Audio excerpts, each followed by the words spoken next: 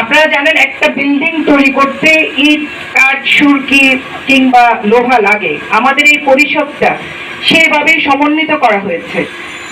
বিগত করোনাকালীন সময়ে যারা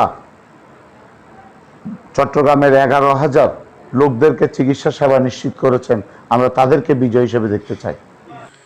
চট্টগ্রাম মা ও শিশু হাসপাতালের আজীবন সদস্যদের উদ্যোগে 23 অক্টোবর বিকেল 4টায় নগরীর 34 নম্বর ওয়ার্ড মধ্যম গোসালডাঙ্গা মহানগর আওয়ামী লীগের ধর্ম বিষয়ক সম্পাদক আলহাজ জোহর আহমদ কোম্পানির বাড়িতে এক বর্ণাঢ্য আয়োজনের মধ্য দিয়ে professor doctor M A Taher খান, সৈয়দ মোহাম্মদ মোর্শেদ হোসেন, মোহাম্মদ রেজাউল করিম আজাদ ও অধ্যক্ষ ডক্টর মোহাম্মদ সানাউল্লাহ পরিষদের মত বিনিময় সভা অনুষ্ঠিত হয়। আজকে যিনি এখানে আমাদের স্যার যিনি বসে রয়েছেন 10 বছর আমাদের এই মেডিকেল কলেজের প্রিন্সিপাল হিসেবে দায়িত্ব পালন করেছেন, হাসপাতাল থেকে 1 টাকা বেতন দেন নাই। হাসপাতালের আজীবন সদস্য কামাল উদ্দিন আহমেদের সভাপতিত্বে ও শ্রমিক নেতা শামসুল আলমের সঞ্চালনায় অনুষ্ঠানে বক্তব্য রাখেন চমাশিহার কার্যনির্বাহী কমিটির 21 নির্বাচনের প্রেসিডেন্ট প্রার্থী professor M A Taher Khan, general secretary প্রার্থী Mohammad Rezaul Karim Azad, vice president donor category থেকে বিনা প্রতিদ্বন্দ্বিতায় নির্বাচিত সৈয়দ মোহাম্মদ মোর্শেদ হোসেন, ভাইস প্রেসিডেন্ট প্রার্থী Abdul Mannan Rana, engineer lion Mohammad Javed Afsad Chowdhury, joint general secretary প্রার্থী ডাক্তার কামরুন নাহার দস্তগীর, ট্রেজারার প্রার্থী অধ্যক্ষ lion doctor Mohammad Sanaullah, joint treasurer প্রার্থী S M Kutubuddin, organising secretary প্রার্থী Mohammad Sagir, sports and cultural secretary প্রার্থী আলহাজ মোহাম্মদ আহসানুল্লাহ। সদস্যদের মধ্য থেকে বক্তব্য রাখেন মোহাম্মদ আলমগীর পারভেজ, ডাক্তার কামরুন নেসারুনা, কায়েস আহমেদ ভূঁইয়া, এম জাকির হোসেন তালুকদার, ডাক্তার মোহাম্মদ জাহিদ হোসেন শরীফ, ডাক্তার ফজল করিম বাবুল, আলহাজ মোহাম্মদ হারুন ইউসুফ। শিশু হাসপাতাল একটা সমাজসেবামূলক প্রতিষ্ঠান, এটা আপনারা জানেন। সমাজসেবার ব্রত নিয়ে এটা 1979 সালে প্রতিষ্ঠিত হয় এবং আপনাদের সহযোগিতা, আপনারা যারা সেবা নিয়েছেন এবং সেবা দিতে সাহায্য করেছেন, তাদের সহযোগিতা আমরা চেষ্টা করে গেছি যে সেবা দিতে। এই হাসপাতালের একটা ব্রত হলো পয়সা থাক বা না থাক, আপনি ফিস দিতে পারেন বা না পারেন, কোনো রোগীর চিকিৎসা ছাড়া যাবে না। চট্টগ্রামবাসীর চিকিৎসা সেবাকে নিশ্চিত করার জন্য আমরা দিন রাত পরিশ্রম করে এই প্রতিষ্ঠানটির উন্নয়নে কাজ করে যাচ্ছি। আমরা একটা সমবেত টিম।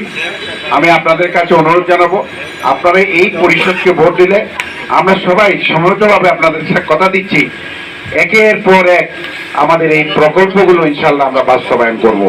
আজকে আলহামদুলিল্লাহ শিশু হাসপাতাল এখন কয়েক হাজার কোটি টাকার সম্পদে পরিণত হয়েছে। এটা আপনাদের সবাই ঐক্য প্রচেষ্টার মাধ্যমে, এটা একক কারো কৃতিত্বের দাবিদার না। আমরা চেষ্টা করেছি কাজ করে যাওয়ার জন্য। আপনারা দেখেছেন আমরা যে 6.5 লাখ স্কোয়ার ফিটের একটা বিল্ডিংয়ের কাজ দাঁড়া করাইছি। এখানে আমরা 250 কোটি টাকা অলরেডি খরচ করে ফেলেছি কোনো ব্যাংক লোন ছাড়া।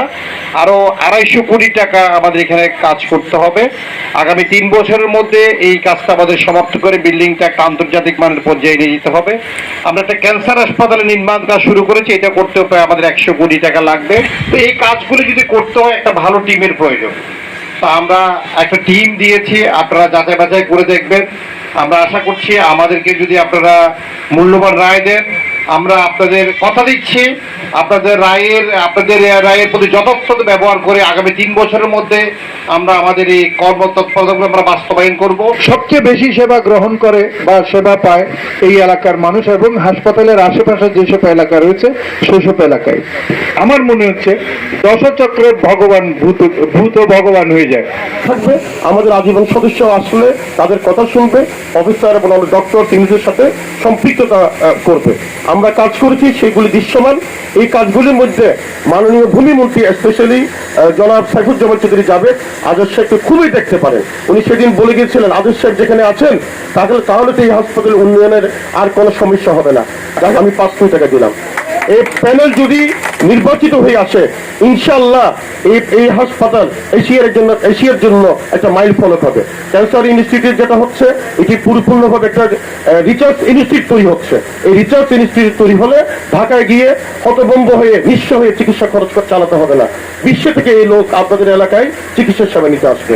পকেট থেকে টাকাটা নিজের পকেটে আনা, এই সফল কাজটা আমাদের মুর্শেদ ভাই এবং আজাদ ভাই খুব সফলতার সাথে করেছে বলে আজকে হসপিটালের এতটুকু উন্নতি অগ্রগতি।